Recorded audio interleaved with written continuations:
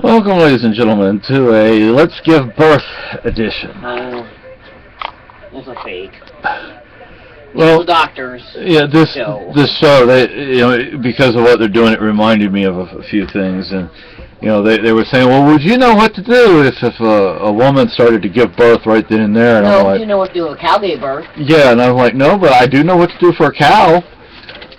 Oh my gosh, isn't that sad? Try not to get kicked in the head.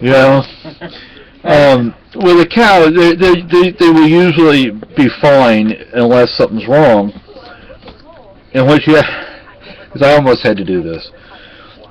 Hey Maggie, what you have to do, because there was this one cow, and she was late, and they were worried. She wasn't at the point that she was giving birth or anything like that, but just like, okay, come on, drop.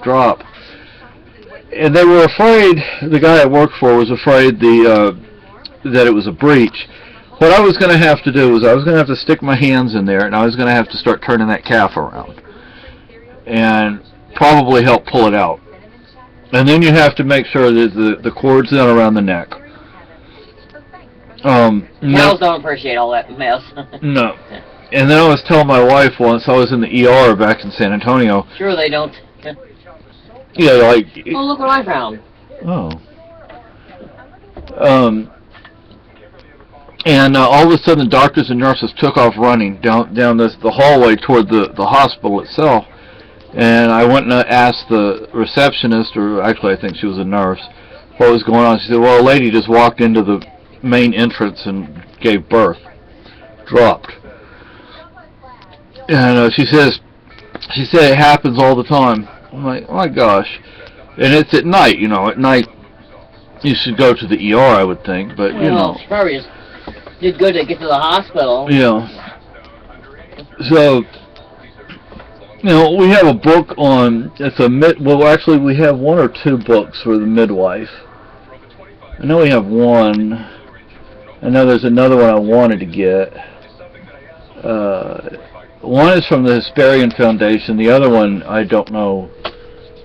The one from the Hesperian Foundation, I don't know if we have, but the other one, I don't know, we just found it. Didn't have to pay anything for it. Now, those people that want to say, oh, well, if you're poor, why do you have so many books? Well, we find books, we buy books for like a penny or a quarter, and we've collected these over time. Believe it or not, I even found a few books at my mom's house. Actually, some of those medical books over there. Well, she was a nurse. Too. Yeah, so that's why we have... Oh. Anyway, the phone's ringing. Bye-bye.